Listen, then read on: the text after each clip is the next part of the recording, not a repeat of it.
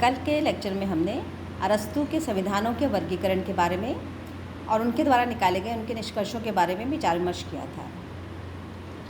जहाँ तक अरस्तू के राज्य संबंधी विचारों का प्रश्न है, हम लोग ये बिल्कुल स्पष्ट हैं कि अरस्तू का मत था कि राज्य प्राकृतिक एवं श्रेष्ठ राजनीतिक संगठन के रूप में व्यक्ति से पूर्व है। पहले राज्य की अवधारणा है, उसके पश्चात परिवार अथवा समाज अथवा बृहत्तर संगठनों का अस्तित्व भौगोलिक और वास्तविक रूप से देखने को मिलता है। राज्य के विभिन्न स्वरूपों का विश्लेषण करने के पश्चात अरस्तू ने मध्यम राज्य की अवधारणा को प्रस्तुत किया। मध्यम राज्य की अवधारणा वो जो किसी भी शासन प्रणाली और किसी भी शासन व्यवस्था या राज्य के किसी भी ऐसे स्वरूप के नकारात्मक तत्वों को हटाकर व्यवहारिक धरातल पर तत्कालिक ग्रीक नगर राज्यों के समस्याओं के समाधान के लिए प्रस्तुत की गई अवधारणा या सिद्धांत है। अरस्तू के अनुसार मध्यम मार्ग वह सर्वश्रेष्ठ मार्ग है जिससे हम सद्जीवन की ओर समाज को लेकर जा सकते हैं।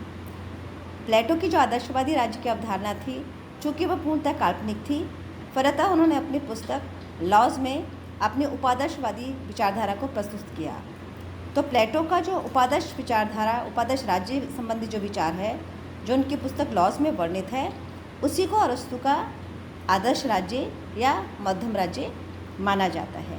इसलिए कई बार ये कहा भी जाता है कि प्लेटो का उपादर्श राज्य अरस्तू का ही आदर्श राज्य है। किन विषयों पर प्लेटो को नकार कर या प्लेटो की विशेषताओं या राज्य के विचारों को नकार कर अरस्तू ने मध्यम मार्ग के स्वीकार किया, उसमें राज्य की भूमिका, राज्य का स्वरूप, राज्य के कार्य मध्यम मार्गी होने चाहिए। परिवार एवं संपत्ति के संबंध में प्लेटो से भिन्न मत दिया और मध्यम मार्ग का अनुसरण किया। दास व्यवस्था, कोष, भौगोलिक क्षेत्र और यहाँ तक जनसंख्या कितनी होनी चाहिए, उस पर भी अरस्तू ने मध्यम मार्ग संबंधी विचार प्रस्तुत किया।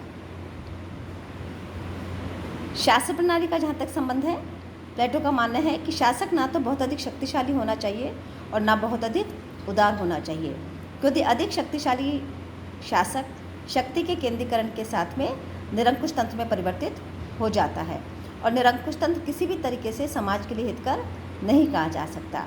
और शासक बहुत अधिक उदार भी नहीं होना चाहिए जिससे कि वे शत्रुओं का अथवा विरोधियों का दमन करने में सक्षम ना हो सके। ठीक इसी प्रकार भौगोलिक क्षेत्र इतना होना चाहिए जिसे नियंत्रित करना सरल हो, लेकिन इतना छोटा भी नहीं होना चाहिए कि जिसके द्वारा प्रजा की मौलिक आवश्यकताओं की पूर्ति भी ना की जा सके।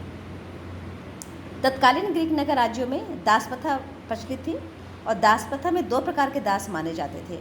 एक तो वो जो प्राकृतिक रूप से दास माने जाते थे, जिनका मानसिक या विवेक की दृष्टि से कमतर माना जाता था, और दूसरे वो होते थे जो युद्ध में पराजित होते थे, अर्थात जो युद्ध में पराजित होता था वो विजित के अधीन दास रहता था।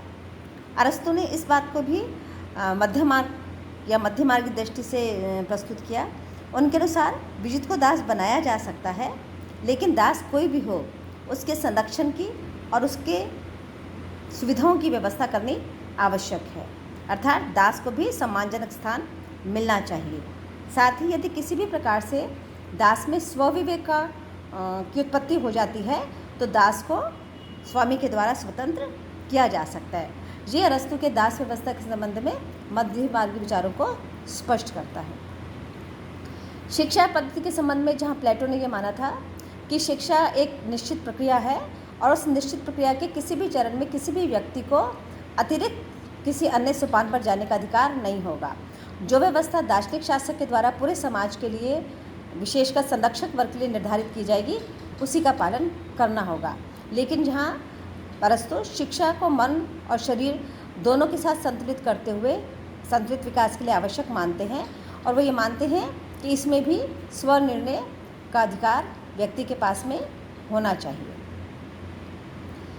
साम्यवाद संपत्ति एवं परिवार की सकारात्मक भूमिका को स्वीकार करने की अवधारणा को स्पष्ट करता है।